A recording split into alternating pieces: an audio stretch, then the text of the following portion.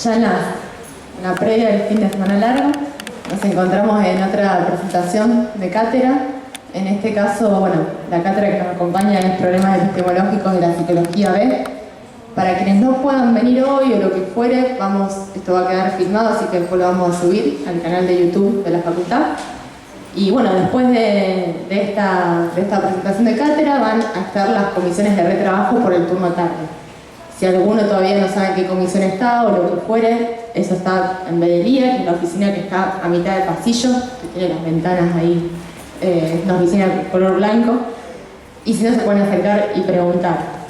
Así que bueno, voy a presentar al equipo de cátedra, que bueno, por supuesto que les agradecemos que estén acá y que puedan también ustedes.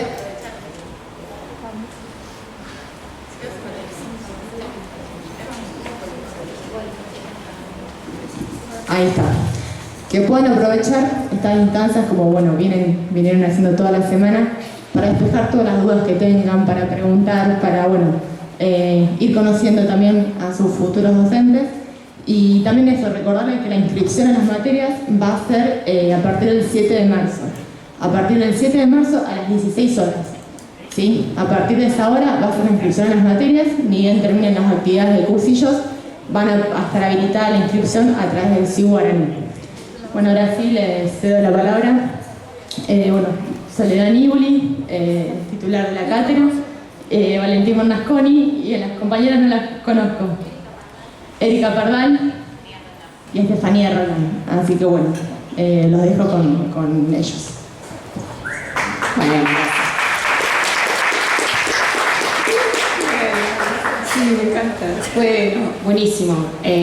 Estamos muy felices de estar acá con ustedes, que se hayan organizado estos encuentros, estas presentaciones. Gracias Paulina, gracias Harold también por las palabras, por todo esto que nos está congregando y un poco el clima no acompaña ese calor pegajoso, pero se hayan venido hasta acá, bueno, también habla del interés que tienen en esta nueva aventura que se inicia para ustedes y que esperamos también poder acompañar.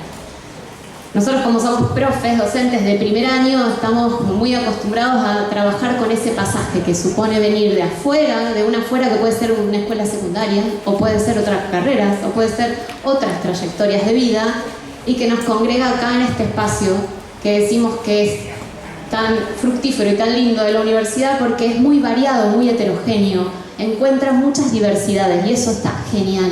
Siempre escuchamos experiencias de vida, opiniones, pensamientos de diversas personas, de diversas edades, de diversas experiencias y es buenísimo. Eso nos parece lo más lindo de la universidad pública. Así que eso, celebramos eso, estar con ustedes acá. Y nuestra tarea para hoy es presentarles nuestra materia, hablar de nuestra cátedra, contarles un poco de qué va esto de la epistemología, de la psicología, sus problemas, cuáles serían los temas que vamos a trabajar. Bueno, primero, como Paulina hizo, nos presentamos. Mi nombre es Soledad Niboli, yo soy docente titular de esta cátedra desde hace relativamente pocos años. Ahora, nuestra cátedra Problemas Epistemológicos de la Psicología B tiene apenas 4 años de vida, empezó en 2021. Problemas Epistemológicos de la Psicología en general viene del nuevo programa, nuevo plan de estudio. Y antes, cuando yo la cursé, hace mucho tiempo, cuando era joven y como ustedes empezaba esta carrera, se llamaba Epistemología Secas. Pero desde que yo la cursé empecé a ser ayudante y siempre me encantó esto y hace muchísimos años que estoy en esta cuestión. Y hace bastante poco que estamos con una propuesta que hoy la que queremos contarles. Y acá entonces nos acompañan lo que ustedes habrán escuchado ya nombrar como JTP, que sería Jefe de Trabajos Prácticos. Ustedes saben que las materias de la facultad, de las universidades, se organizan según un esquema que es muy el esquema de la universidad moderna, esa que nació con la Revolución Francesa y que tiene la Escuela Politécnica de París como una suerte de modelo. Y que es que hay un momento para la teoría, que es un momento dogmático, un momento de exposición, un momento de hasta acá lo que sabemos, y un momento práctico, que es un momento ensayemos, probemos, hagamos, pensemos y produzcamos conocimiento, ¿no? Ese sería el esquema que nosotros heredamos E incluso le damos de lo que llaman ciencias duras o ciencias naturales. En general, en las ciencias duras o naturales, en el momento de exposición, se plantean las hipótesis y las teorías y después uno va al laboratorio. Esa diferencia en nuestra facu se diluye, nunca está claro, no sabemos, los teóricos a veces se exponen o se plantean cosas, los prácticos se sigue exponiendo, pero la idea es poder pensar, más allá de esta estructura, poder pensar de manera un poco más dinámica y más dialéctica dos momentos. Un momento que es más para escuchar qué es lo que algunos autores dijeron, entender lo que plantearon, y otro momento que es el que más nos interesa a nosotros en nuestra cátedra, que es el momento en que nos animamos a producir cosas. Esto es conocimiento, reflexión, articulación, poder pensar lo que nos pasa, y nos pasan tantas cosas, no solo como argentinos, sino como globo, están pasando tantas cosas. Y a la psicología le compete tanto lo que nos está pasando que es necesario que nos comprometamos desde ya a poner a jugar esos conceptos que aprendemos en la parte más dogmática, expositiva. Entonces, les presento a estos profes que son los jefes de trabajos prácticos. No estamos todos aquí, no está todo el equipo, somos más, somos aproximadamente 15 profes y como 20 y pico ayudantes, somos un montón porque ustedes también son muchos. Guille Sorsi, que está ahí sentado, que es jefe de trabajo práctico, está ahí. Estefania Roldán, como bien lo dijo, Erika Pardal y Valentín Bernasconi. Cada uno de ellos también ha pasado antes por la cátedra como auxiliar alumno, que ese también es una figura que es muy bonita en general en las facultades, en la universidad, que es cuando uno cursa una materia y termina y la rinde, si le gusta la materia se queda y empieza a ver un poco qué significa esto de armar clases, de ser docente, digamos, ver un poco la trastienda, como del otro lado. Creo que lo primero que tendría que contarles, vamos a tratar de ser breves, no lateros, digamos, como se dice en otros lados. Pero querría contarles yo dos cosas y después compartirle la palabra a mis compañeros y que también ellos puedan comentarles lo que tengan ganas acerca de la experiencia que nosotros les proponemos. Una que me parece que es la primera pregunta que puede surgir, seguramente ya les habrá surgido con otras materias: ¿por qué A y B? ¿Por qué hay dos cátedras? ¿Por qué de algunas hay una sola, por ejemplo, filosofía lingüística? ¿Y por qué de DPC o PEP, que es problemas epistemológicos de la psicología, hay A y B? Bueno, desde la reforma universitaria de nuestra universidad, que tiene ya muchos años, que ya cumplió hace poco 100 años, pero, hay lo que se llama libertad de cátedra. Cátedra significa etimológicamente silla, el lugar donde un profe se siente a esa poltrona, y antes, bueno, dar cátedra era aquel que decía, exponía y un poco caía como palabra santa. En el momento en que eso se cuestiona, y la reforma universitaria en nuestro país tuvo que ver con cuestionar ese saber muchas veces incuestionado del profesor que venía e impartía un conocimiento iluminado, empezaron a existir varias sillas, varias cátedras, ¿no? No es lo mismo que yo me siente acá y los vea a ustedes como desde cierta altura, a que yo me siente ahí o a que yo me siente allá. Sentarse en distintas sillas significa ver las cosas diferentes. Tener distintas cátedras significa eso. Entonces, que haya dos cátedras de una misma materia significa poder hacer dos recorridos diferentes, no mejores ni peores, diferentes, de un mismo territorio.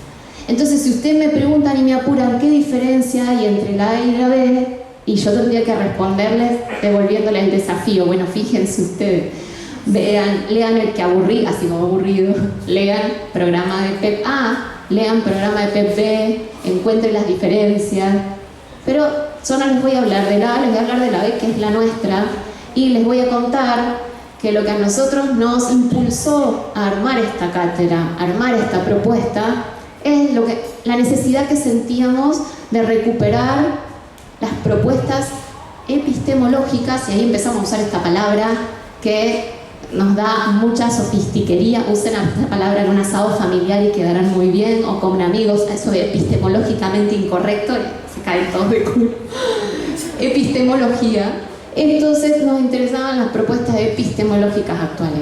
¿Qué es esto de la epistemología? ¿O cómo podrían, si me apuran, qué es la epistemología? En 3 palabras, es pensar la ciencia.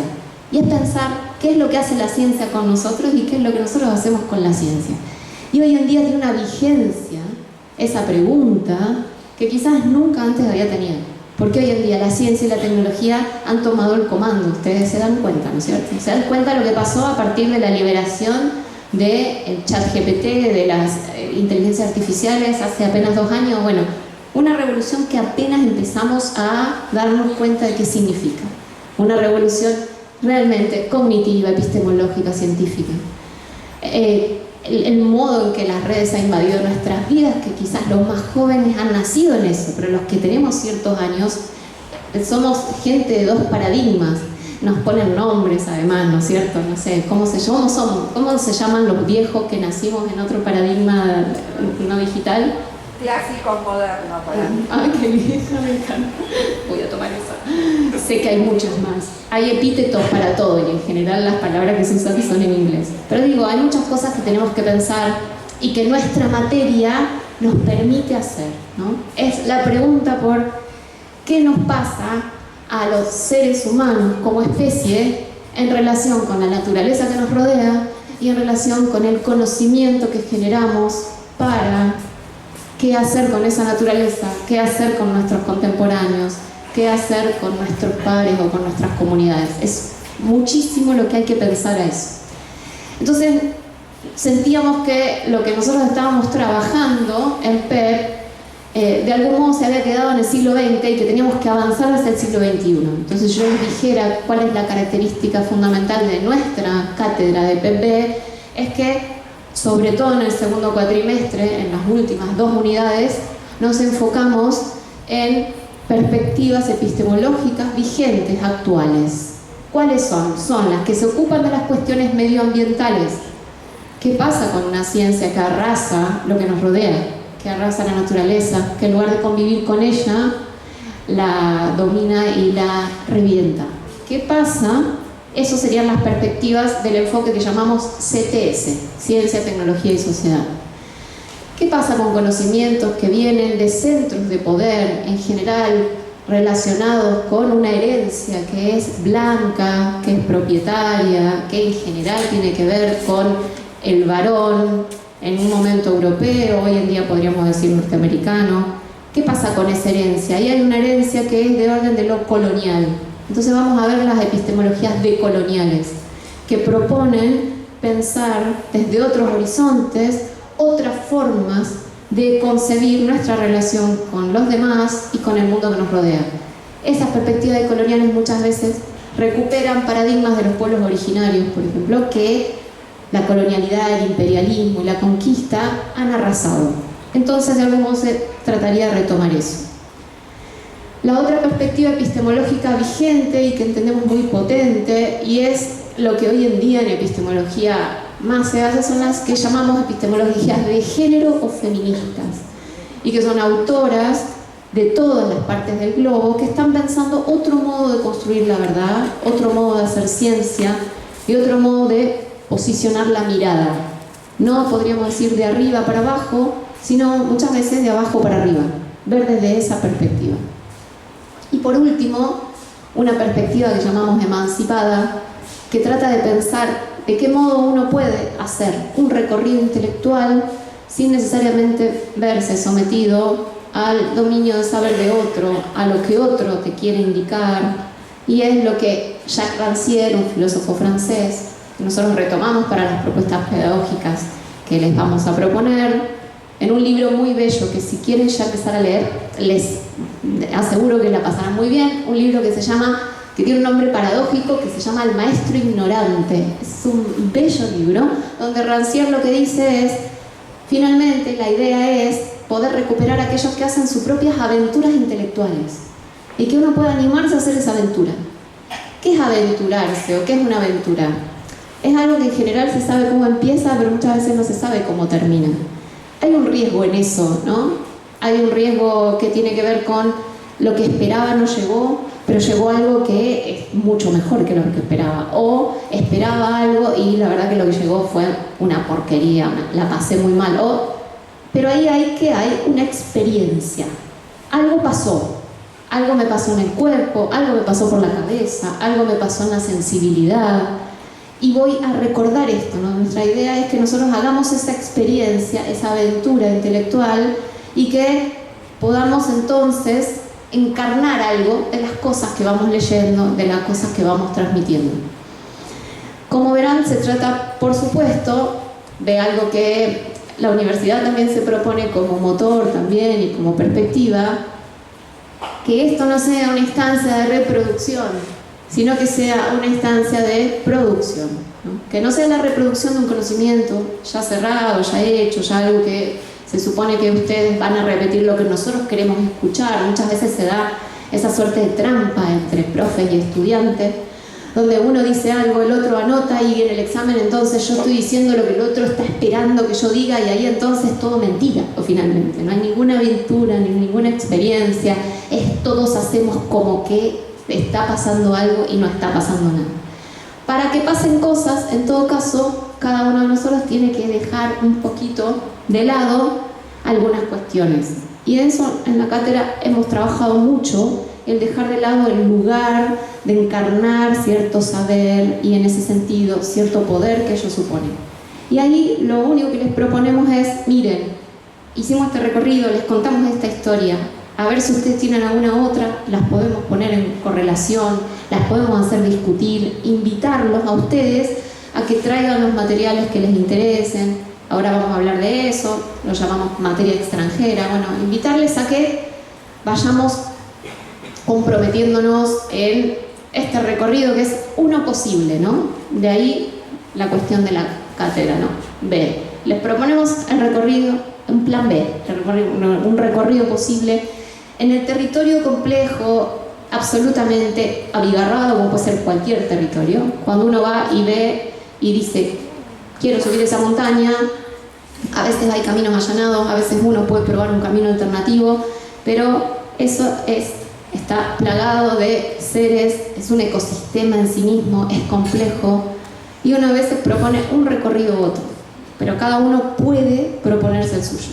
Ustedes lo que van a ver en nuestro programa, si se lo ponen a ver, es un recorrido posible por los problemas epistemológicos de la psicología, que es todo lo que supone ese territorio que reúne a la ciencia como institución humana, su historia, su actualidad, la psicología como profesión y también como lugar de construcción de saber, la filosofía como lugar de reflexión y también el arte como posibilidad de articulación sensible de la experiencia que nos permite ver de qué manera nosotros como especie nos vamos relacionando con los otros, con las otras especies y con nosotros mismos. Y con esto terminaría mi alocución y después ya les comparto las palabras a los compañeros. Nuestro programa tiene 4 unidades. Nosotros las organizamos para dar 2 en el primer cuatrimestre y 2 en el segundo. Les hablé ya algo de las 2 últimas unidades, pero vamos a volver a decir algunas cosas de esto. La primera unidad se llama El país de la ciencia o la constitución del Estado científico. Es una unidad en la que nosotros vamos un poco a la historia y vemos cuándo nace este modelo de ciencia, que es el que actualmente se encuentra en vigor y que ha tomado tanto impulso. No es de siempre, no es un invento griego, aunque episteme sea una palabra o epistemología sea una palabra de proveniencia griega. La epistemología nace un poco después de eso que se llama ciencia y que nace en la modernidad, y esto es siglo XVII. Ahí uno podría decir, más o menos, los años 1600, ya había ocurrido el llamado descubrimiento de América, ya el colonialismo, la explotación y el incipiente capitalismo empezaba a surgir y la ciencia viene como anillo al dedo a legitimar este orden que empieza a ser un orden mundial. Esa primera unidad nosotros hacemos ese recorrido por la historia de la ciencia, por los modos en los que se fueron creando las instituciones que dan lugar a la ciencia, primero como academias, después cuando la universidad se transforma en una universidad científica, porque la universidad nace como una universidad medieval, donde se transmitía un conocimiento cerrado, absolutamente dogmático. La universidad moderna es hija, como les decía, de la Revolución Francesa. Después vemos las ciencias humanas, qué pasa con el modelo de las ciencias naturales y las ciencias humanas. Esa es la primera unidad. La segunda unidad vamos a ver qué pasa con la epistemología, con esto de pensar la ciencia. En el momento en que se consolida finalmente la ciencia como profesión, aparece otra profesión, como una suerte de parásita de la profesión de ciencia, que es aquellos que piensan la ciencia. ¿Vieron los críticos de arte? ¿Conocen?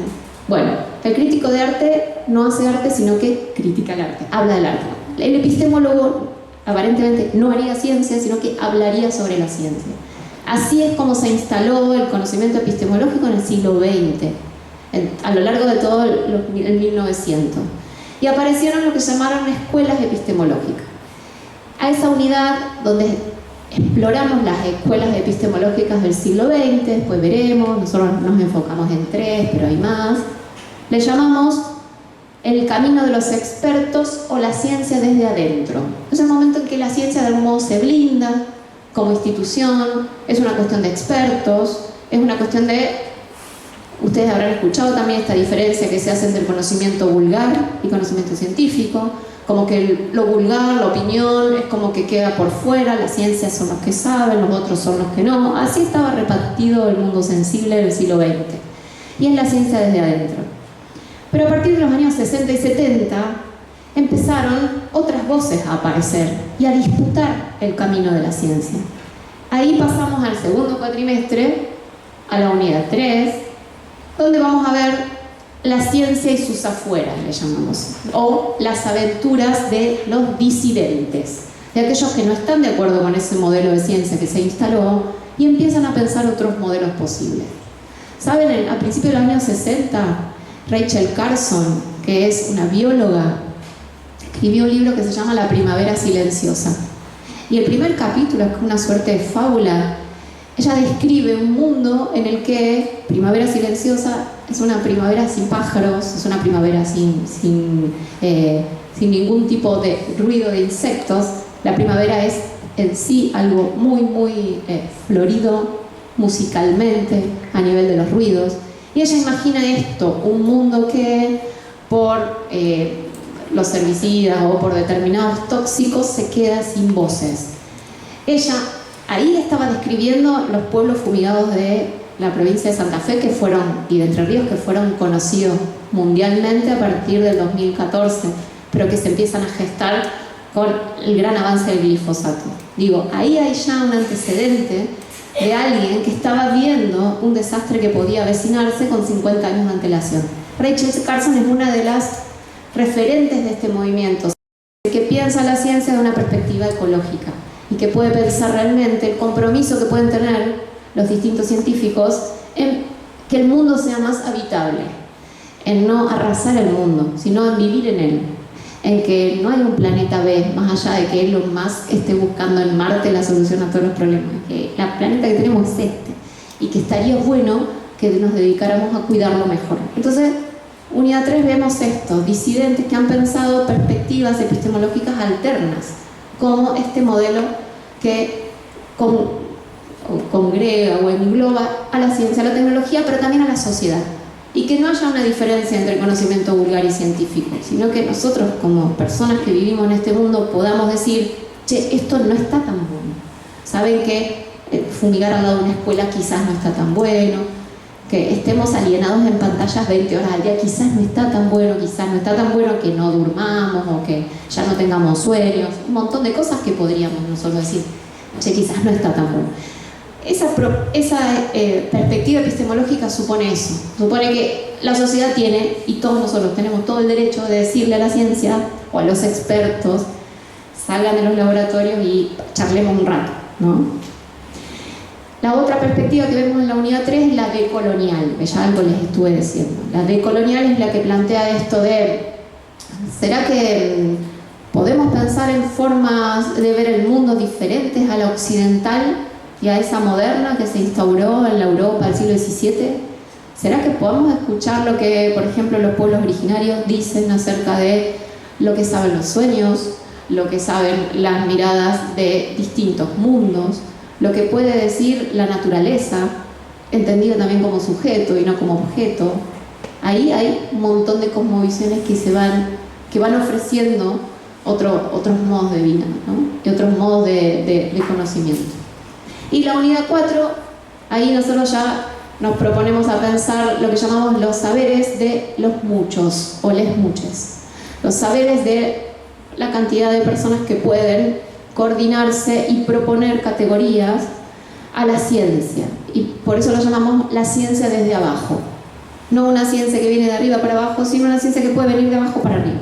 Y ahí, como ejemplo, están los colectivos disidentes o los colectivos de usuarios en salud mental, que se cansaron de que le digan o que los nombren con categorías con las que no se sentían ilustrados o con las que no se sentían representados, y que empiezan a pensar las propias categorías y los propios modos de nombrarse y los propios modos de pensar su malestar.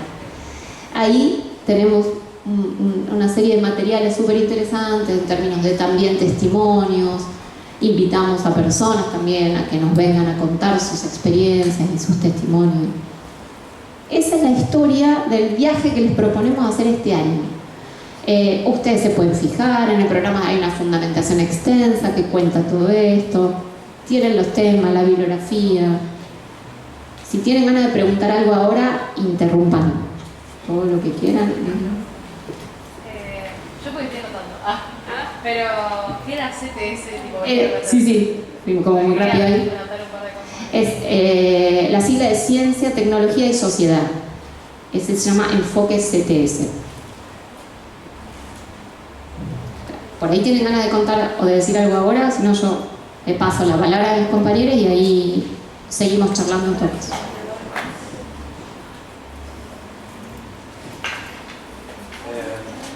Hago una preguntita. Claro. El horario también va a dar de mañana, ¿no? Para poder fijar, saber. Eso. Decimos sí. Estaba bien la pregunta, no sé si escucharon. Ahí contesto y ahí te digo. Pregunta por los horarios. Nuestra cátedra, como todas las materias, tiene los 3 turnos. Entonces, a la mañana nosotros tenemos 6 comisiones de de prácticos, y tenemos 2 teóricos, uno a las 8, otro a las 10. Después tenemos un práctico al mediodía, un teórico a la tarde, a las 2 de la tarde, otro práctico a las 16 horas, y luego a la noche los que se aventuren, la noche le llamamos de 6 a 9, que es cuando cierra la facu. Los que se aventuren a la noche, tenemos una propuesta para este año, así de una experiencia teórico-práctica, vamos a invitar artistas, vamos a hacer así toda una cosa medio locardi, pero con sentido, les aseguro. Parece hipongi, pero no, porque no saben lo que tenemos que trabajar. Banca los hipongi, muy bien. Nosotros también, pero hipongi con trabajo, chicos, con mucha previsión, porque hay que armar esa cuestión, y estamos haciendo como un rompecabezas, pero hace varios años hicimos una experiencia parecida donde hacíamos jugar a la epistemología con la pintura, y este año la idea es que cada clase podamos elegir una disciplina artística e ir articulando lo que vamos dando con eso que vamos a elegir como disciplina, y vamos a tener invitadas, o sea, la volamos de verdad, pero yo creo que puede estar bien. No, aventuramos. Así, tenías una pregunta.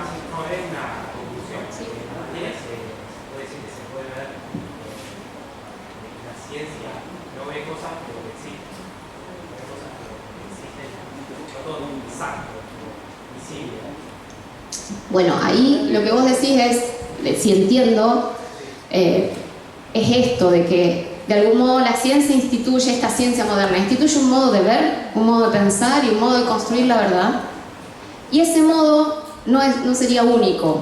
Esa es la idea, sería disputar en eso que vos decís, bueno, y pensar que en eso no se agota todo lo existente, en efecto, que ese es un modo de mirar, y que puede haber otros. Es como la gran apuesta de estas epistemologías disidentes, la gran apuesta de las epistemologías feministas o del enfoque CTS. Disputar en el marco de la ciencia, no decir, no, lo que nosotros hacemos no es ciencia, es esto, hipón, no sea como, no, entonces me pongo a pensar. No, voy a pensar científicamente, pero hay otros modos de hacer ciencia, otros modos de mirar, otros modos de articular la sensibilidad.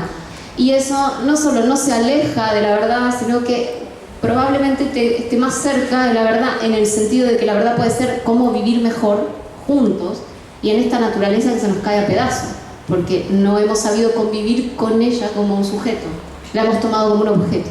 Entonces, si la ciencia clásica ha tomado a la naturaleza como objeto y la ha perforado, la ha devastado, le ha robado todo lo que tiene y más, no habrá otra manera de relacionarse con los pueblos originarios. Nos enseñan mucho eso, de hecho, y muchas otras modos de habitar el mundo, ¿no? Que no sea arrasándolo. Entonces, ahí hay todo un debate en torno a lo que se llama el modelo clásico o heredado de ciencia, como decía el compañero, y los otros modos, que serían estos que nosotros vamos a trabajar sobre todo en el segundo cuatrimestre. En el primero nosotros les presentamos la versión clásica porque la tenemos que conocer también para poder criticarla, si queremos. Y ahí entonces, ¿cómo se construyó esa ciencia? ¿Cómo se construyó ese sujeto que es Donna Haraway, una epistemóloga feminista que es un amor de persona, y si pueden ver videos de ella o textos de ella, es además una mujer con mucho humor, una mujer sabia, lo que ella llamaba testigo modesto. La ciencia se ha construido, dice, como un testigo modesto, como que la persona que va a ver es una persona que no tiene sensibilidad ni tiene ningún tipo de inscripción sociocultural o contextual. Se presentó siempre como un sujeto neutro, el sujeto científico, que debía serlo además, que debía olvidar toda su inscripción incluso de intereses. Pero eso siempre estuvo, más allá de que uno quiera esconderlo. La ciencia siempre estuvo atravesada por intereses financieros, siempre hubo reyes atrás de la ciencia, siempre hubo estados, hubo guerras, o sea, la ciencia interesa por... Sí, o sea, este sería como un enfoque más social y naturalmente consciente de la ciencia. Sí, me parece que estaría bueno. Es una buena... O sea, en resumen. Sí, un buen resumen, porque tiene que ver con lo contextual, en ese sentido lo político, en el sentido amplio, no partidario, cuando uno dice que la ciencia es una cuestión de la comunidad de seres humanos, o de que lo que pasa está en la cuestión de lo social, y de algún modo que seamos conscientes de que es eso que tenemos como ámbito de vida, digamos, y no solo como lugar donde vamos a extraer cosas, ¿no? Pero sí, está bueno el resumen. No sé si había levantado la mano. Allá. Yo quería consultar lo que explicaba recién uno anoche, esto que era teórico práctico, o sea, va a llevar como los dos módulos, los dos horarios. Consulto porque justo yo haría un horario intermedio entre la tarde y la noche, para saber cómo ¿Qué horarios harías vos? ¿A qué? Todo a partir de las 4. Claro. No sé, como que algunos me quedan... Claro. Nosotros vamos a hacer esto. Les vamos a sugerir a ustedes, según el horario de comisiones que se anoten, les vamos a sugerir que se anoten a el teórico que les corresponde. Como que hay correspondencias de teórico. Si vos querés, podés en todo caso hacer, pero si vos te anotas al práctico de 4 a 6, te vamos a sugerir que vayas al teórico de 2 a 4. No al otro, pero si vos te anotas ahí y querés hacer esa experiencia, bueno, pero ahí tendrías que asumir que estaríamos trabajando de 6 a 9 en una franja de 3 horas. Vamos a juntar las dos comisiones que son del horario de día. Hay un horario de la noche, sería noche, pero tarde-noche, que es de 6 a 7 y media y de 7 y media a 9. De 6 a 7 y media está pensado el teórico y de 7 y media a 9 el práctico, pero nosotros vamos a juntar eso. Vamos a trabajar un equipo docente de 7 u 8 profes y ayudantes y las dos comisiones juntas, y vamos a trabajar en esta experiencia que les cuento, que va a ser un momento expositivo, otro momento donde vamos a presentar una materia extranjera. ¿Esto qué quiere decir? Una obra de arte, una obra de arquitectura, una obra de danza, una fotografía, y un tercer momento donde les vamos a invitar a ustedes o a todos a que traten de ver qué relaciones pueden establecer entre la exposición de los temas de nuestra materia y esa materia extranjera. Como ahí ensayar articulaciones, reflexiones. Ese sería como el formato que les proponemos.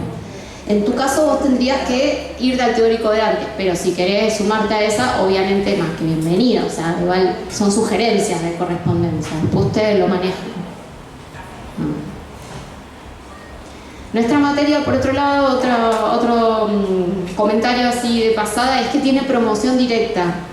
Y eso quiere decir que tienen ustedes la posibilidad de, si van haciendo un recorrido durante el año, van siguiendo los temas y van pudiendo a rendir los exámenes, los parciales, que son 2 parciales, con una nota promedio de 8 o más. Ahí tienen la posibilidad de ir a un coloquio final y no un examen regular, sería un examen, una mesa de examen. ¿Qué sería un coloquio? Un coloquio final es que, con la metodología que cada profe vaya trabajando con ustedes, ahora vamos a hablar de eso porque cada uno de los profes va teniendo como recursos pedagógicos y propuestas diferentes, ustedes lo van a trabajar con ese o esa profe. Entonces, rinden el primer parcial, rinden el segundo y después con ese profe coordinan qué hacer para el coloquio final si les ha ido bien en esos 2 exámenes. Claro, y sería, por ejemplo, ponerle, si estuviera con vos y me fue bien. Sí. Que, no sé, hablaríamos de hacer una exposición de algo, Por un ejemplo. final así, y organizamos algo y lo hacemos. Exacto. Elegí, el año pasado se hizo acá, por ejemplo, en el Zoom con otras profes y cada uno elegía un cuento, una obra de arte y hacía una articulación, Claro, un escrito. ¿Tiene nota eso también o es como para...? Y eso tiene nota y algunos profes promedian, otros ponen esa nota, esa es la que va a la libreta. A vos te queda eso como nota de la materia y vos ya la tenés aprobada. Claro, en lugar de repetir toda la materia de lo que viste, exacto, elegís un tema, lo ponés... Y lo trabajás con tu profe. Ahí. Porque en el otro caso uno se tiene que presentar a una mesa y ahí te puede tocar cualquier profe y bueno, es otro la escena del examen final. Nosotros le tratamos de poner media onda igual, que no sea algo angustiante porque realmente es difícil ponerse delante de unos profes, hablar, o sea, es un tema, pero siempre nosotros recomendamos que ustedes se dediquen a hacer la promoción, como que le den un poco de espacio a eso, le den un poco de tiempo y hagan un seguimiento de la materia, que es lo que le permitiría la promoción. Nosotros siempre los alentamos a eso y les ofrecemos así los espacios. Para eso entonces tendrían que poder comprometerse en lo posible a venir a las instancias. Ustedes saben que las únicas instancias obligatorias para regularizar una materia son los prácticos, pero nosotros en la promoción les proponemos que vengan a los teóricos porque ahí es donde ustedes van a tener el recorrido de la materia completo. Sí. Y la asistencia es una cuestión que todavía no tenemos resuelta en la cátedra. Algunos toman, otros no toman. No sé, algunos hacemos que tomamos, pero en realidad no le damos bola. Es como, ¿qué decirte? Apelamos yo te voy a decir a qué apelamos así, de corazón se los digo, corazón abierto. Apelamos a que todos somos grandes, a que estamos acá porque queremos estar, a que van a venir porque quieren aprender y porque... Entonces, después, bueno, hay algunos que le dan más bola, otros rellenan más la planilla, otros menos, pero confiamos en ustedes y confiamos en lo que ustedes hacen. Y si usted tiene que tener 75% de asistencia, pero sinceramente yo no ando con la calculadora y algunos profes no, tampoco. Entonces, siempre apelamos a eso, esto que llamamos ciudadanía universitaria. Bueno, somos todos grandes, ya venimos a la facu, entonces no nos ponemos muy pesados con eso. Pero igual ustedes vean, los estilos de los profes son diferentes, así que en los teóricos en general, yo muchas veces digo, ustedes para promoción tienen que venir y sería obligatorio que vengan al teórico, pero yo no tomo asistencia, en serio. Y pasan igual la hoja y me la dan. Yo la recibo, pero la guardo y yo no la vuelvo a ver, ¿entienden? Entonces, si no queremos seguir arruinando el planeta y gastando hojas, no lo hagan, ya fue. Pero claro, yo al principio siempre nos debatimos, lo decimos, no lo decimos, porque si decimos entonces no viene nadie. Bueno, si no viene nadie es porque ven una bosta a la clase y no les interesa. Entonces ya está. Vengan porque quieren venir, la pasamos bien en la medida que querramos, aprendemos lo que tenemos que aprender. El lugar está y está bueno aprovecharlo. No sé, cuando yo era estudiante me iba a varias clases para comparar los profes, a ver cómo eran. Me encantaba eso. Ustedes, en la medida que puedan, que tengan la posibilidad, nuestras vidas hoy en día están todas arrasadas, estamos todos con 500 laburos, cagados de hambre, toman, pero en la medida que puedan, vienen, se arma comunidad, se arma grupo, está bueno, eso es lo más lindo me parece, la posibilidad de armar también una comunidad con los otros compañeros.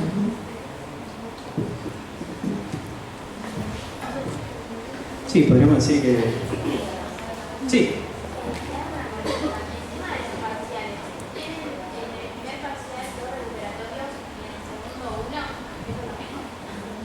Sí, es así. Es así en todas las materias de primer y segundo año. Si el primer parcial cuenta con 2 recuperatorios y el segundo parcial con 1 recuperatorio. Es así. Sí, el segundo recuperatorio del primer parcial se rinde al final de todo. ¿Sí?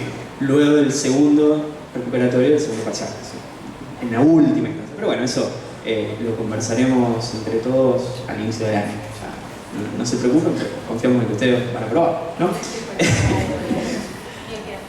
Bueno, es complicado seguir. A ver, ¿cómo trabajamos? Digo, es una pregunta que la Sole la lanzó 3 o 4 veces y nos dejó a nosotros. Yo también le voy a lanzar la respuesta para las otras compañeras. La verdad, trabajamos todos de una manera distinta. Si hubiera un denominador común, podríamos decir que lamentablemente todos los viernes, sea en el horario que fuere, nos vamos a encontrar con problemas. ¿Sí? La materia se llama Problemas Epistemológicos de la Psicología y lamentablemente no podemos escapar del problema. Ahora bien, bueno, ¿qué hacemos con esos problemas? Bueno, cada uno tiene una manera distinta de abordarla. ¿Sí? Algunos con más recursos pedagógicos, PowerPoint, otros sin PowerPoint, otros con recursos literarios, otros con recortes de película. Y me parece que uno de los recursos que más insiste a lo largo de todas las comisiones, tanto teóricas como prácticas, es el valor que le otorgamos a lo extranjero. ¿Sí? En principio no recordé darles la bienvenida a lo extranjero. ¿Sí? Si hay un consejo que creo que estamos todos de acuerdo que les podríamos dar, es que hagan comunidad con quien tienen al lado ya, o por lo menos cuando termine este encuentro, porque es de lo más valioso con lo que se van a poder encontrar, con lo que el otro tiene para decir respecto al tema que fuera. De ese modo es el modo con el cual trabajamos nosotros y con el cual gran parte de la facultad, Paulina podría aseverar esto, trabajamos a lo largo de los 6 años de la carrera. Bueno, particularmente para sostener cierto andamio respecto a esta cuestión, nosotros utilizamos lo que son las materias extranjeras, que son contenidos que nos sirven como un cierto mapa para enfrentar ciertas cuestiones. De ese modo, bueno, cada profe está tocado por su propia varita y cada profe le traerá la peste a su propia manera. Así que disfrutan la experiencia de encontrarse con algo que no van a saber qué es. Que al final del día es cuando se reciban de lo que se va a tratar la experiencia. Hoy Soledad Sechi decía un poco, bueno, nos encontramos constantemente con la confusión. ¿Con la confusión de quién, dice? Con la nuestra y con la de los estudiantes. Bueno, de eso se trata. Obviamente pasamos por los contenidos, pero también nos permitimos jugar con ellos. Digo, algo que no mencionó Sole, por ejemplo, es que dentro de la unidad temática número 2 nosotros invitamos o extrapolamos esta categoría de maestro ignorante a su máxima ponencia. Es decir, bueno, les ofrecemos un libro que ustedes elijan el capítulo que quieran leer. Sí, una cosa que confunde, sí, veo varias caras de confusión, pero de eso se trata, de que cada uno construya su recorrido. Y así como Sole presentaba la materia, con esta suerte de topología, donde en principio se construye aquel límite, luego nos adentramos en ello, luego volvemos a salir, luego observamos lo que hay abajo. Sí. ¿El libro es la lección de las funciones o de la...? El libro lo tenemos lección nosotros, porque está en el programa, pero hay 12 capítulos, entonces, bueno. ¿Cómo te llamas? Yo soy Valentín Barrasca. Bueno, a grosso modo y a grandes pinceladas podríamos decir que eso es lo que les puedo ofrecer. Ahora le cedo la palabra a él. Bueno, para seguir un poquito con lo que traía Sole y traía Valen, bueno, mi nombre es Erika Pardal. Me voy a quedar con el jugar, voy a quedar con esto de la propuesta de jugar un poco, y es esto de que cada uno tiene su modalidad, su formato, su impronta, y también esto de proponerles que vengan dispuestos a jugar un poco, a preguntarse, a interpelarse, que se vayan quizás con más preguntas que respuestas, que la curiosidad sea algo que los invite todos los días a venir a la facu. Y me quedo también con esto que tiene que ver con la propuesta de hacer lazos, de hacer vínculos, de empezar a habitar este lugar que es la facultad. Y como estamos en primer año, nuestro gran desafío también es que elijan el lugar, que elijan apropiarse del espacio, que construyan vínculos. Muchas veces nos encontramos en los pasillos años después con alumnos y nos dicen: profe, sigo teniendo el mismo grupo que hicimos cuando cursamos tu materia, y eso está muy bueno. Obviamente que tienen que multiplicar eso y generar muchos más vínculos, y uno va cambiando y va creciendo y se tiene que dar la oportunidad de también poder elegir todos los días venir a la facu, lo que decía Sole, estas cuestiones que tienen que ver con la obligatoriedad y los controles o la propuesta que está un poco ajustada a veces a algunas normas que debemos cumplir porque estamos en una institución, y eso también es algo que trabajamos mucho en la materia. Tiene que ver también con nuestras libertades y nuestras responsabilidades. Esto también nos invita a transitar un camino de aprendizaje que es mutuo. Siempre nos llevamos el espacio de que el aprendizaje es de las dos partes, y eso es parte, creo que, de la propuesta de la cátedra en general, más allá de que cada uno tengamos nuestros estilos diferentes. Y bueno, la dejo a Steffi. ¿Alguno tiene alguna pregunta sobre esto? Si no, ya le doy el paso a Steffi, todo tuyo. Bueno, bienvenidas. Mi nombre es Estefanía Roldán. Bueno, hace varios años que de alguna manera estoy vinculada a la cátedra. Bueno, primero con el cursado, después hice la ayudantía, después hice ascripciones. Todos los que estamos acá creo que en algún momento nos enamoramos de esta aventura, como decía Sole, que es una aventura para ustedes y también es una aventura para nosotros. Porque esta propuesta que tiene particularmente la cátedra de trabajar con materias extranjeras, de poder valorar y tomar aquellos aportes que ustedes hagan desde sus recorridos singulares, en sus espacios recreativos, en sus espacios de placer, en sus intereses, son siempre aportes que hacen que para nosotros esto que es el programa, que quizá a lo mejor con sus variaciones más o menos se va sosteniendo más o menos idéntico a lo largo de los años, pero aquellos aportes que ustedes hacen desde sus lecturas singulares, desde sus recorridos, nos hacen a nosotros que siempre es una aventura, ¿sí? Siempre estamos ahí un poco aprendiendo, ustedes, nosotros, y un poco la apuesta está de trabajar con materias extranjeras, que es un concepto de Canguilhem y que tiene que ver con la propuesta de poder pensar esto de lo extranjero, de lo que habitualmente quizá no vincularíamos a la ciencia, no lo pensaríamos articulado con esto. Bueno, poder proponerlo para trabajar y ver qué traducciones puede hacer cada uno de este material en relación con los textos que se van trabajando.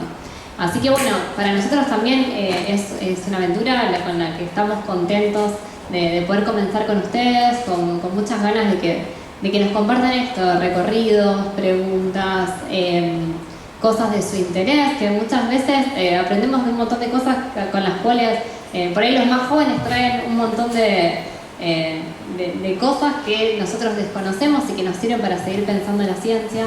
Así que bueno, eso, muy, muy contentos de arrancar esta aventura con ustedes, y bueno, veremos para dónde nos va llevando esto. Y después, por otro lado, una recomendación para todos, que tengan paciencia. A veces cuando arrancamos la materia, cuando nos empezamos a poner en contacto con los textos, van a ver que a veces los textos no tienen un lenguaje distinto, a veces a los que uno venía manejando, a los que uno está acostumbrado, y que llevan su esfuerzo y su tiempo para poder acercarse a estos materiales. En mi experiencia personal, fue una materia que me costó mucho cuando arranqué la carrera, porque es una materia que tiene su complejidad para primer año. De hecho, siempre digo que más o menos entendí cómo iba la cosa después del primer parcial. Así que sean pacientes con los materiales, con los textos.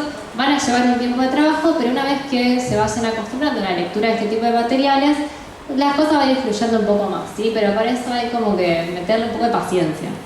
Así que bueno, esa es mi recomendación. Y no sé si Guilla acá quiere compartir. Buenas, yo soy Guillermo de Sorsi, también soy jefe de trabajos prácticos, trabajo en el turno mañana. Ya dijeron un montón de cosas mis compas, así que no quiero abrumarles, pero me gusta mucho esto último que dice Tef. Yo voy a redoblar la apuesta. Yo no entendí la materia. Yo cuando la cursé, no sé cómo la regularicé, pero bueno, en algún momento había que rendirla, había que estudiarla, había que entenderla. Y cuando la entendí, no pude dejar de estar en la materia. Fue como, todo esto me quisieron decir durante el año, y recién ahí pude darme cuenta de todo lo que había trabajado. Y esto lo aclaro y lo digo porque es esta cuestión de no esperen entender todo ahora. Por eso decía Teflo de la paciencia. Si acá hay gente que no entendió lo que quiso explicar Sole, está muy bien. Y me parece justamente que es lo que tiene que pasar. Si entendieron todo lo que dijo Sole cuando empezó a hablar, tienen aprobada la materia. Si hay un montón de cosas que no entendieron, es justamente para eso, para lo que nos encontramos a cursar una materia. Y ahí viene esta lógica de decir los prácticos. ¿Qué hacemos en los prácticos? Bueno, aprendemos a entender una materia. Y somos docentes en primer año porque les vamos a acompañar en su aventura. En esta aventura de introducirse, ya sea al profesorado de psicología o a psicología, para decirles, bueno, miren, esto es lo que podemos pensar. Y en esto es lo que podemos pensar, le vamos a preguntar a ustedes, ¿qué entienden? En un teórico, como estamos acá con tanta gente, quizás no se pueda hacer tanto. Los prácticos tienen una menor cantidad de gente. Y ahí, cada profe de trabajos prácticos va acompañando cómo leen ustedes, cómo escriben, qué entienden, con qué lo relacionan. Y ahí esto que mencionamos de la materia extranjera. A mí me gusta trabajar con películas. La mayoría de las películas que trabajo son las que traen ustedes. Profe, ¿viste tal película? No, veámosla. Veámosla y veamos qué podemos sacar de allí. ¿Qué podemos pensar de allí? Pienso, por ejemplo, cuando mis estudiantes me obligaron a ver Barbie hace un par de años. Y digo, ¿cómo podíamos relacionar todo lo que pasaba allí con la epistemología feminista? Que fue algo que mencionó Sole. ¿Me siguen?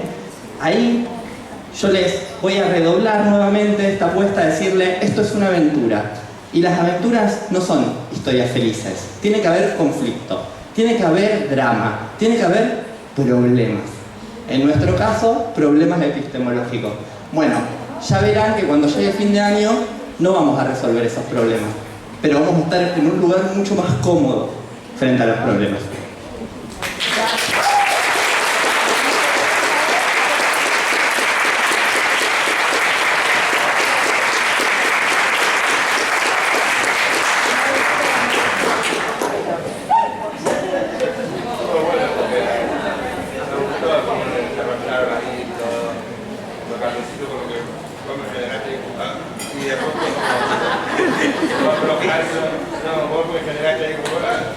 Claro, sí, el profe de negro nos dio medio miedito, pero fuimos de allá y terminamos divino.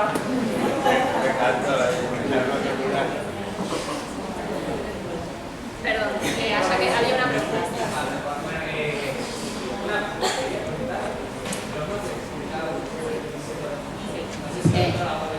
Sí, pero ahora porque lo vamos a repetir. Mi nombre es Soledad Niboli. El mío es Valentín Bernasconi. Erika Pardal. Estefanía Roldán y Guillermo de Sorsi, que no se puede levantar. Así que... Había otra...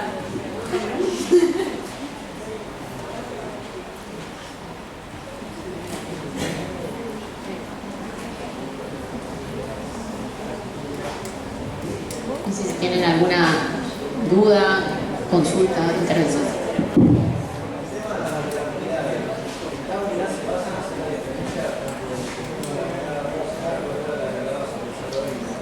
Ay, para que no te escuchen al final.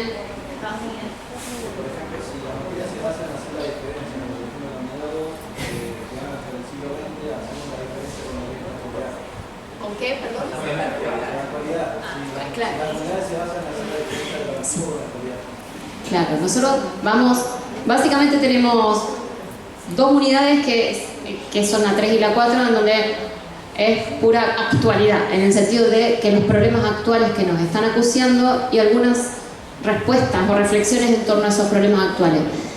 Para eso necesitamos como al menos mini 2 antecedentes, para tener una suerte de perspectiva. Ustedes saben que, no sé si les ha pasado, seguramente en las experiencias familiares uno a veces no sabe qué pasa hasta que te cuentan la historia del abuelo, qué tal cosa, hasta que de pronto tu padre se sienta y te dice, pero no sabe tal, bueno, ahí entonces, algo así. Es como que la unidad 1 podríamos decir siglo XVII, XIX, unidad 2 siglo XX, unidad 3 y 4, bueno, quilombos actuales, ¿no? De la psicología, de la ciencia.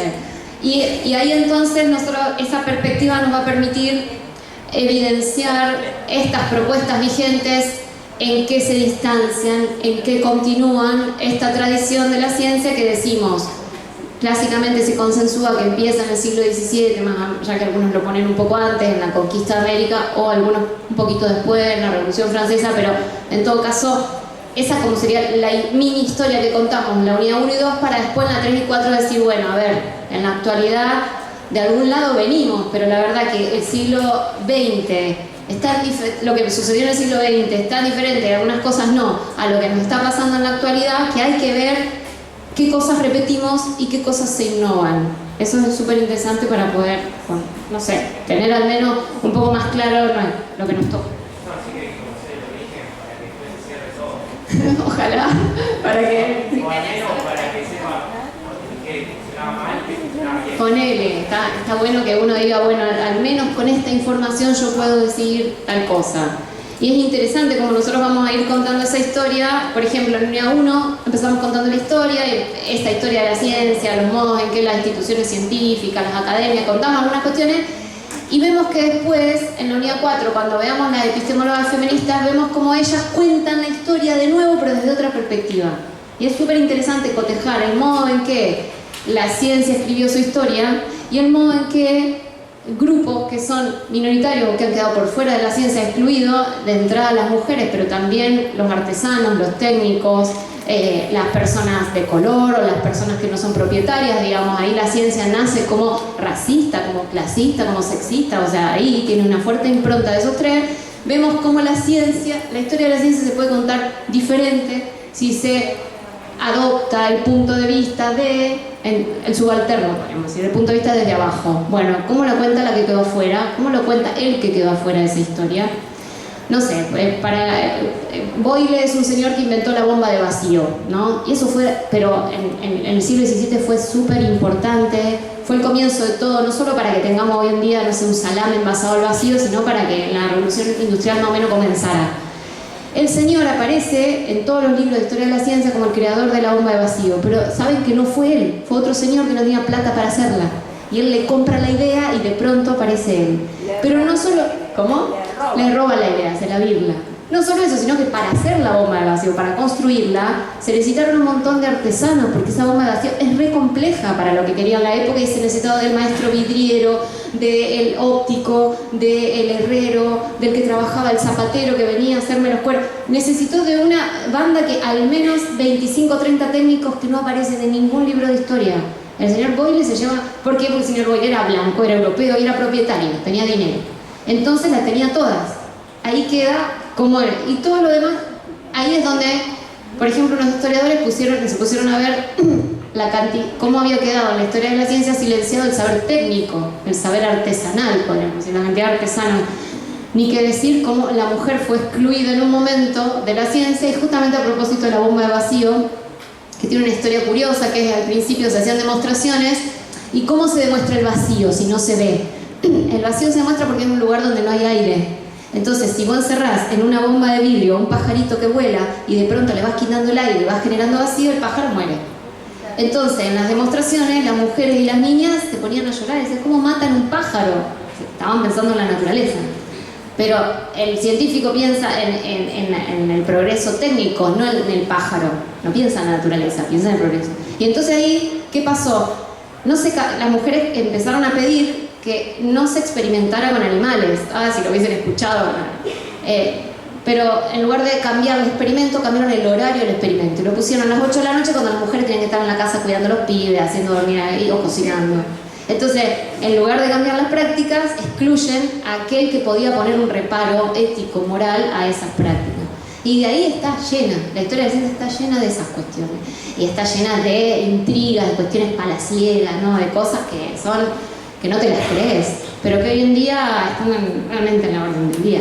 Con esto, señor, cómo también se reactualizó la figura del hombre propietario blanco, todos los referentes, los tecnofeudales actuales, Elon Musk, John Bezos, todos estos personajes que tienen el mismo perfil. Y y que de algún modo de disidencias tecnológicas se han instalado con un poder que es inédito, que es un poder que es anterior a la Revolución Francesa, es del señor feudal. Entonces, bueno, eso, hay cosas que en la historia se renuevan y otras que se repiten. Es interesante saber la diferencia. Cuando es algo que creemos nuevo porque no conocíamos lo anterior, o cuando algo que es realmente nuevo porque conocemos lo anterior y no lo habíamos visto, o cuando algo en efecto se repite como práctica y reedita algunos gestos que ya existieron, no sé, 20 años antes o 30. Había una frase que era, a mí me encanta, que dice: quien no conoce su historia está condenado a repetirla. Esa frase a mí siempre me encantó y yo creo que actualmente los argentinos la vivimos. Es una opinión que, bueno, yo supongo que mucha gente compartirá en esta habitación, pero yo confío mucho en esa frase y siento que estamos condenados constantemente a repetirla, porque vivimos en la ignorancia muchos, en el creer lo primero que escuchamos al prender la tele o las redes sociales, todo te llenan el bocho, te agarran y vos, incrédulo o crédulo, sería como que agarrás, abrís, no sé, Instagram, te aparece una publicación de Infobae, que hay varias publicaciones de Infobae que se han desenvuelto como fake news, se han comprobado, y uno se las cree porque son conocidos. Entonces yo creo que esa frase es muy válida para la actualidad. Bueno, por eso esta insistencia en conocer algo de la historia de esto que nosotros queremos contar me parece que tiene su interés en este sentido. En poder también con esa historia ver realmente cuáles son estas propuestas porque las propuestas vigentes en epistemología que son más disidentes parten de conocer bien esa historia de la ciencia y no querer repetirla. O sea, no queremos ser ese tipo de ciencia. Pero claro, el otro tipo de ciencia siempre va en menos y siempre va como en contra de esa corriente, ¿no?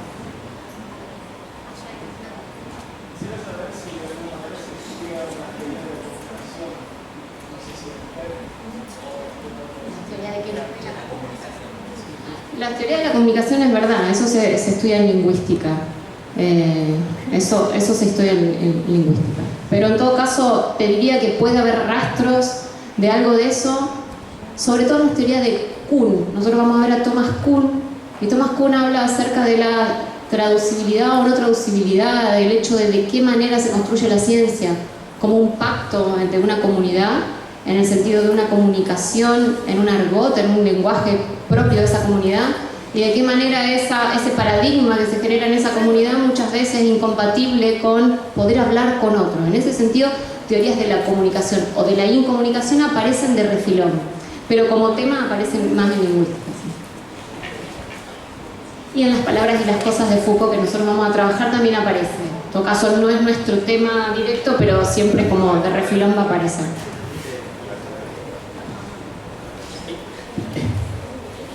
Terminamos de responder. Justamente la pregunta de quién dice es una de las preguntas transversales a lo largo de todo el programa de la materia. Digo, ¿quién? ¿Qué? ¿Cómo? ¿Por qué? ¿Para qué? ¿Quién? Digo, eso me quedaba resonando cuando Sole enunciaba el concepto de problemas actuales, ¿no? Digo, hay modelos de pensamiento que invitan a pensar ciertos problemas y la unidad 4 refleja la ciencia desde abajo, otros problemas que son vigentes. Entonces, la articulación que hacemos en la unidad 3 y 4 justamente atisba eso. Por allá. Teniendo en cuenta que se ve la relación entre el hombre y el animal, por así decirlo, que alguna relación con la teoría de Darwin, más en la ciencia. Justo el mismo Kuhn, este señor que nombramos y que aparece en la unidad 2, en realidad Kuhn aparece en la unidad 2 abriendo la puerta a la unidad 3, digamos, porque es el señor que en pleno siglo XX piensa la ciencia como una institución humana y piensa la ciencia como algo que tiene que ver con los grupos, con las dinámicas de los grupos, y lo piensa en términos del evolucionismo de Darwin en este sentido, en el sentido en que él dice, ¿saben? El evolucionismo de Darwin no es muy subversivo y es revolucionario, no tanto porque dice que venimos de los monos y no de Adán y Eva, como se dice, y eso como que a los católicos recalcitrantes decían, no veníamos de esos blanquitos. Me acuerdo que cuando mi abuela escuchó eso, se quería morir, porque yo tenía una imagen de Adán y Eva, eran rubios, preciosos, y ahora venimos de los monos de África, como que qué onda. No es tanto de dónde venimos, lo revolucionario del evolucionismo de Darwin, sino que no sabemos a dónde vamos. Porque el evolucionismo no es una teleología. Y en eso, lo más desacralizado del evolucionismo de Darwin es que no hay un fin final, como cualquier escatología, cualquier idea religiosa tiene. Bueno, vamos a algún lugar, ¿no? Muchas veces el valle de lágrimas de esta tierra se justifica, sufrimos acá porque vamos a un lugar mejor, el paraíso, distintas formas del lugar mejor. También la dictadura del proletariado, el caso del marxismo, distintas formas del lugar mejor en una teleología histórica. El evolucionismo es lo contrario de una teleología. No vamos a ningún lado, hay cambio, pero no sabemos hacia dónde va. Y eso lo toma Kuhn y dice, la ciencia cambia, pero no sabe hacia dónde va. Y es inquietante, como mínimo, porque podemos estar yendo al abismo, podemos estar queriendo escalar una montaña, lo que sea, pero que se va, no se sabe a dónde. Y eso es lo más inquietante. Y la otra cosa que preguntabas y tiene que ver con poder también cuestionar los principios del estructuralismo de los años 60 y los años 70, entre los cuales también se inscriben muchos autores que nosotros vemos y que ustedes verán en la carrera, que es también en algún punto Foucault, en algún punto Lacan, en algún punto Barthes. Después ellos se inscriben en lo que llamó postestructuralismo, todo, pero que de algún modo en ese momento se estableció una barrera muy infranqueable entre naturaleza y cultura. Y lo que están planteando las nuevas epistemologías es que esa barrera no es tal, y que ahí tenemos que cuestionar de nuevo cómo los humanos nos separamos tanto de la naturaleza como para creernos otra cosa, donde el humano era el sujeto y la naturaleza era el objeto. Poder pensar ese nuevo, lo que se llama ahora poshumanismo, un montón de nombres que se dan a esta nueva existencia, pensadas por muchos como, bueno, tenemos que pensarnos en una comunidad micélica con la naturaleza, con la idea del micelio. No sé si escucharon hablar del mundo fúngico de los hongos. El micelio es esa red que intercomunica y que permite que todos estemos comunicados. Pensarlo más así, más como un rizoma o como un micelio, que como una jerarquía, donde los seres humanos siempre nos ponemos arriba, porque decimos tenemos lenguaje o podemos hacer cosas que los otros no. Bueno, en fin, hoy en día se sabe que hay lenguaje en todos lados, que las plantas se comunican, que hay sistemas de comunicación a todos los niveles, y que entonces el ser humano no tiene por qué arrogarse una suerte de superioridad por tener algo llamado lenguaje, ¿no? Pero eso va muy a contramano de una formación que incluso en nuestra facu es súper fuerte, como es la de psicoanálisis y es Lacan. Va súper en contra de eso también. Así que ahí es súper interesante poder empezar a desarmar algunas de los presupuestos acerca de esta relación con los animales. Que no sea de oposición, sino que sea de, como dice Haraway, con parentescos raros. Es muy bonito porque ella dedica el último libro, Seguir con el problema, lo pone así, a los que generan parentescos raros. Y parentescos raros es parentesco entre humano, animal y máquina. Ella cuenta muchas experiencias hermosas acerca de esta composición. Cada uno de nosotros tendrá experiencias con animales que no es la de un otro objeto, que es que el otro me mira y es un sujeto, ¿no? Así que, algo así.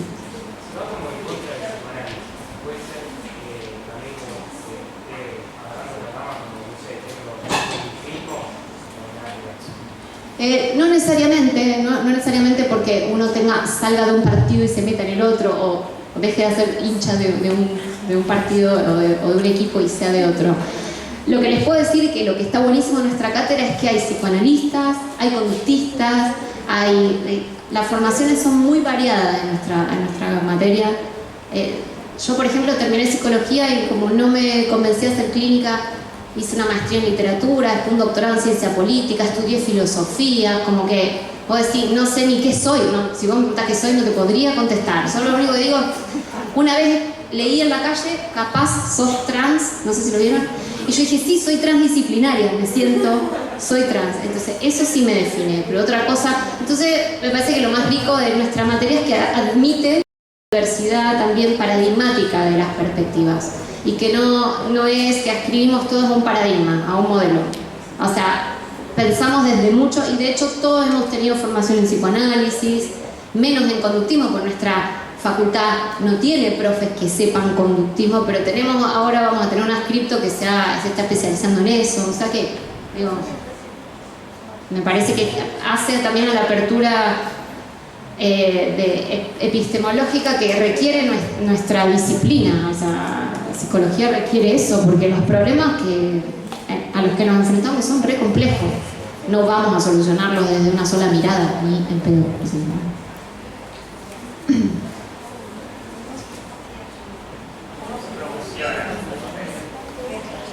Se promociona, ustedes van a tener 2 parciales y algún otro trabajo práctico, eso lo coordinan con su profe de prácticos, y estos parciales tienen que tener promediables 8 o más de 8. Se sacan un 7 en el primero, un 9 en el segundo, todo bien. O sea, y se tiene que rendir el parcial en el momento, no del recuperatorio, sino en el momento de la instancia del parcial. Ese es el requisito que ponemos. Y otro requisito es que vayan a las instancias de formacional, que vayan al teórico, por eso es lo que les decía de la toma o no de asistencia a los teóricos para los que promocionen. La idea es que ustedes vayan al teórico, vayan al práctico, rindan los 2 exámenes con promedio 8 más de 8, y ahí entonces van al examen final. Pero lo bueno es que nosotros lo que hacemos es que ustedes coordinen eso con cada profe de prácticos. Cada profe tiene la libertad también de ofrecerles a ustedes opciones. De hecho, la modalidad de toma de parciales son diferentes. En general convenimos que la fecha sea la misma, pero la modalidad es diferente. Usualmente los trabajos. Yo fui a otras cátedras donde se habla que los trabajos son o individuales o grupales. Usualmente son grupales o individuales.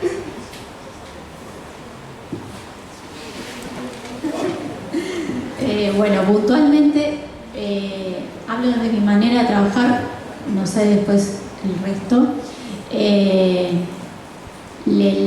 Los trabajos que pedimos para los prácticos generalmente son en grupo, por esto del intercambio y de que también empiecen a gestionar entre ustedes los roles, las responsabilidades, lo rico que pueden compartir de las distintas miradas, las propuestas que puedan traer, que van a ser diversas seguramente. Y, por ejemplo, en mi caso, yo estoy a la tarde, soy la profe de las 16. El caso del primer parcial sí lo tomo individual y escrito. Esa es mi modalidad desde que estoy en la cátedra. Y el segundo parcial es una propuesta grupal y oral, que se toman todos el mismo día, y la manera que tenemos es que sea una propuesta compartida donde todos la disfrutemos, porque esa es la propuesta, que lleguen al parcial como algo que lo disfruten.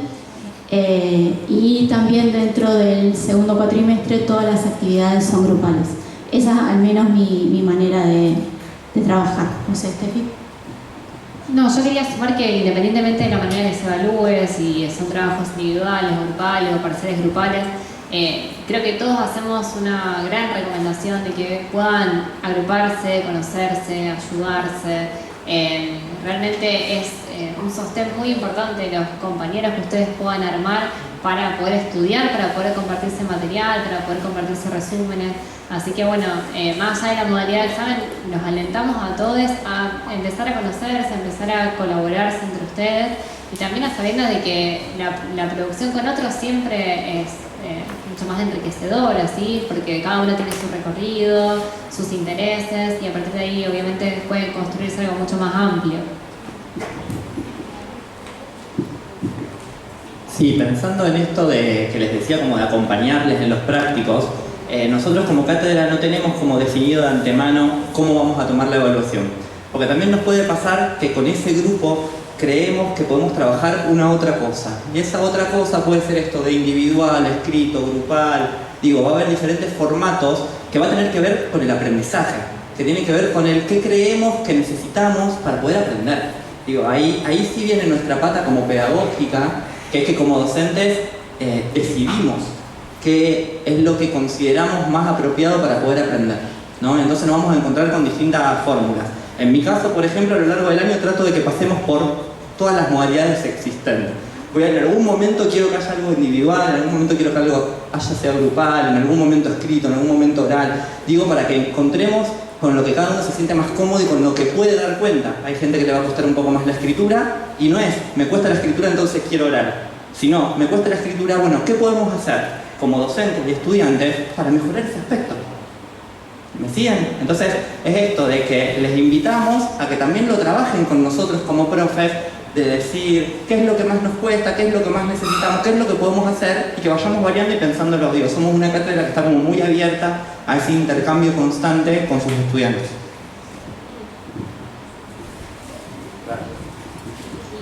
Justo aprovecho con esto del intercambio constante para contarles que tenemos un Instagram que armamos el año pasado que se llama PepBUNR.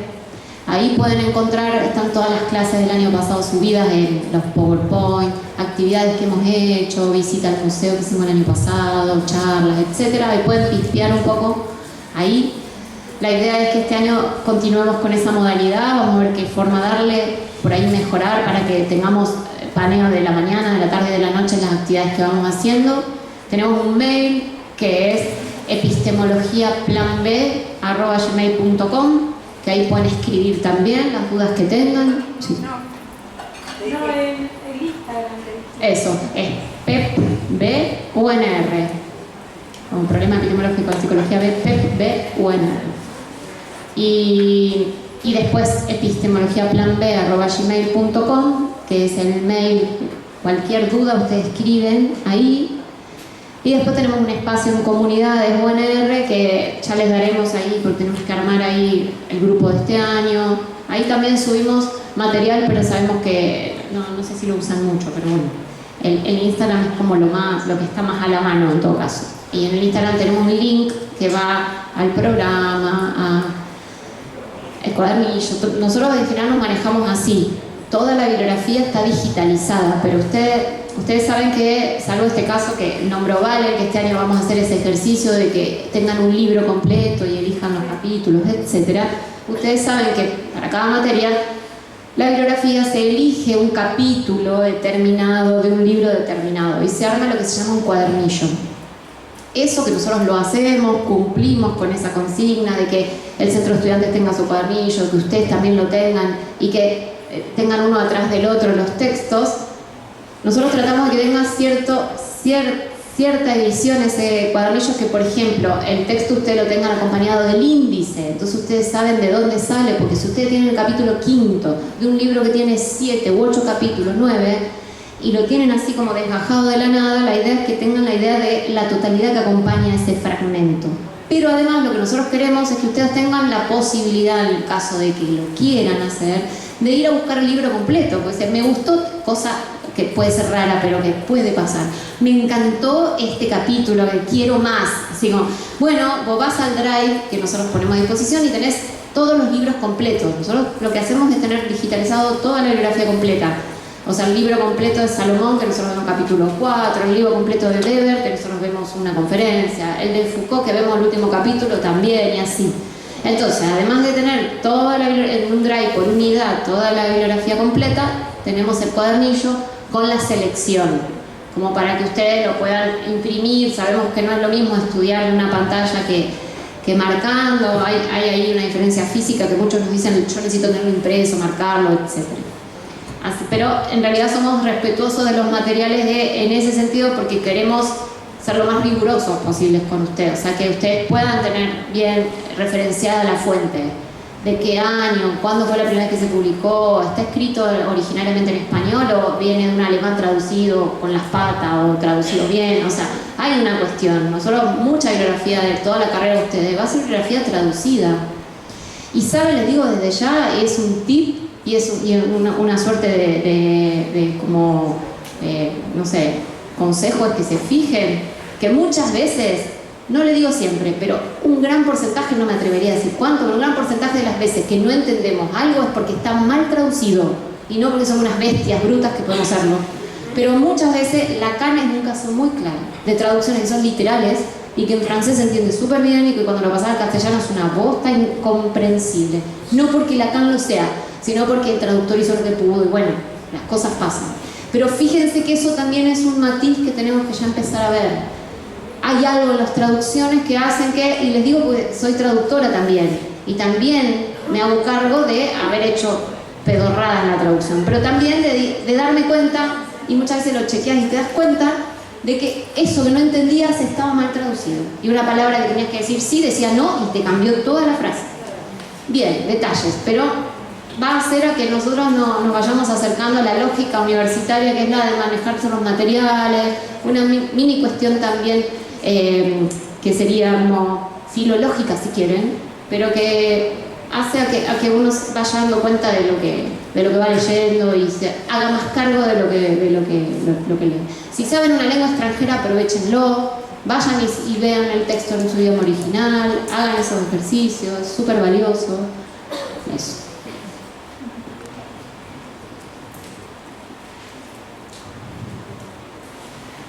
Yo me quedé con una duda con respecto al cursado de la noche, como decía la compañera, porque yo también por cuestiones laborales voy a poder, digamos, hacer algo con tarde-noche.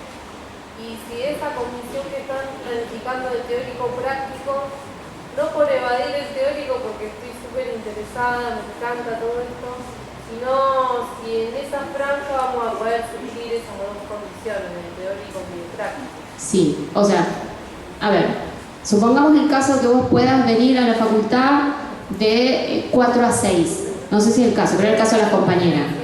Si vos podés de 4 a 6, nosotros te sugerimos que vengas al teórico de 2 a 4. Ahora me decís, no, pero la verdad yo salgo del trabajo a las 3:30. Bueno, venite al teórico posterior, que es el teórico que vamos a ensamblar con el práctico, que la parte teórica nosotros la vamos a dar, la vamos a cumplir, vamos a hacer la parte expositiva del teórico. Sí que después de eso nosotros le vamos a sumar lo de la materia extranjera y todo. Si te puedes quedar hasta el final, genial. Si te tenés que ir antes, te vas antes y cumpliste con la parte teórica. Esa franja teórico-práctica que empieza a las 6 y termina a las 9 va a cumplir con el teórico de 6 a 7:30 y con el práctico de 7:30 a 9. Pero lo que vamos a hacer nosotros es proponer una modalidad que va a articular mejor, podríamos decir, de manera un poco más dinámica, una parte y otra. Porque vamos a trabajar todos juntos, los profes y los estudiantes. ¿Y eso va a ser presencial? Sí, presencial por suerte. Sí, porque vamos a traer artistas, la idea es que de meter un poco de bulla ahí. La idea también es que quienes cursan a la mañana o a la tarde estén invitados, ¿sí? Constantemente vamos a estar dialogando con las propuestas de la tarde-noche, los que estamos por la mañana, para enriquecer un poco el contenido de los textos. Obviamente no es obligatorio quienes cursan a la mañana o a la tarde, pero bien valdrá la pena ir, pasarse cuando se pueda. La idea es publicar también en Instagram todas las cosas que vayan surgiendo, si tenemos invitados o lo que sea, o las propuestas, como ir siempre publicando con antelación. Bueno, el día que viene vamos a trabajar tal cosa con tal cuestión y con tal invitado, ponele. Ojalá nos salga bien, a veces sale bien, a veces no tanto. Ya esa experiencia la hicimos y nos encantó. De hecho, muchos de los que estamos acá hemos consolidado nuestra forma de trabajo por haber pasado por eso. Y nos parece que hoy, este año era un año bueno para volver a ensayarlo. ¿Los seminarios Sí. son obligatorios? No, el seminario forma parte de esta experiencia, le llamamos seminario a esta experiencia. Pero para, por ejemplo, para promocionar. No. ¿Obligatorio? No. Ah, ok, porque me habían asustado. No, lo obligatorio es lo que yo les dije, es que ustedes vengan a un teórico, un práctico y que hagan lo que el profe esto de los 2 parciales con 8 promediables y algún otro trabajo. Claro, porque el seminario es un solo día, un solo horario. Es que es ese que nosotros le dijimos que vamos a hacer esta experiencia y ustedes pueden ir o no, pero no, obligatorio no. Ah,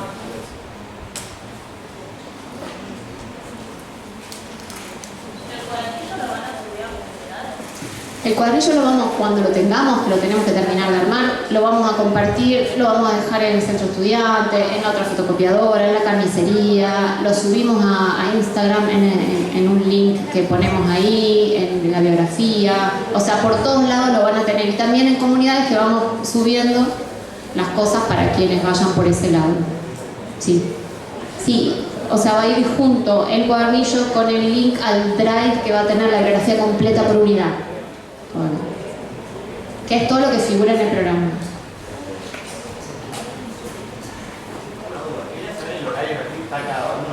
Sí. Como está en la página. En la página de la facultad, que es fpsicounr.edu.ar, yo lo repetí un montón de veces, pero no lo vuelvo a decir. En la parte de estudiante, horario de cursado, ahí está todo lo horario. Igual si lo quieren repetir, por supuesto, pero si saben los nombres de las profes. En la página 152 del cuadernillo hay un link para acceder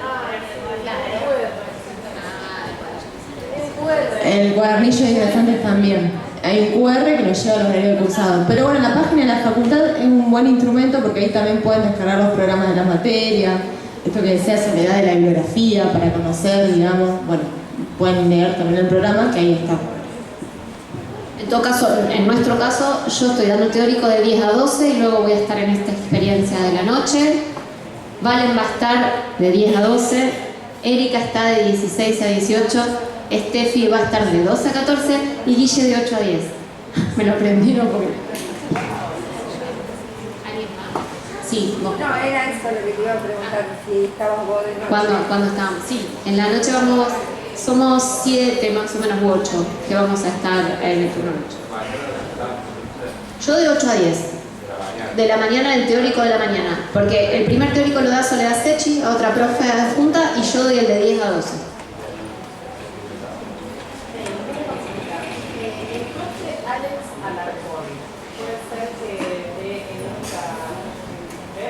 Sí, pero Alex ahora está en Sevilla y nadie le quitó su silla, solo está haciendo su doctorado, está terminando su doctorado, entonces lo aguantamos este año, que está afuera, tiene una licencia para terminar su tesis de doctorado y supongo que el año que viene ya ojalá vuelva. Pero este año tenemos una profe que queremos mucho que va a reemplazar a Alex, se llama Dani Verón, que ella hace mucho que viene trabajando con nosotros y que bueno, va a reemplazar a Alex.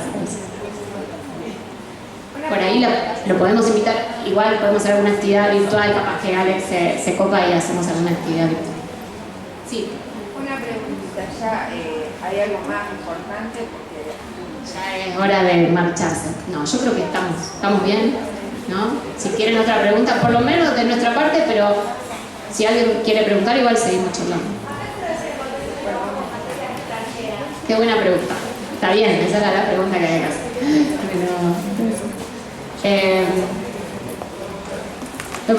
Valen comentó un poco de pasada, pero no sé si Valen o tú. Lo de, sí. La referencia es un autor que nosotros vemos, uno de los tercer más o menos textos que tenemos, que ustedes nos empiezan a odiar porque se vienen como cada vez más difíciles, un autor que se llama George Canguilhem. El señor Canguilhem era filósofo, pero también era médico. Y tiene un texto muy hermoso que se llama Lo normal y lo patológico, y en el prólogo él dice esto, página 11. Toda materia extranjera es buena para la filosofía. Es más, toda buena filosofía debe trabajar con materia extranjera. ¿A qué se refería Foucault? ¿A qué se refería Canguilhem? Que Foucault, que era su discípulo, lo tomó.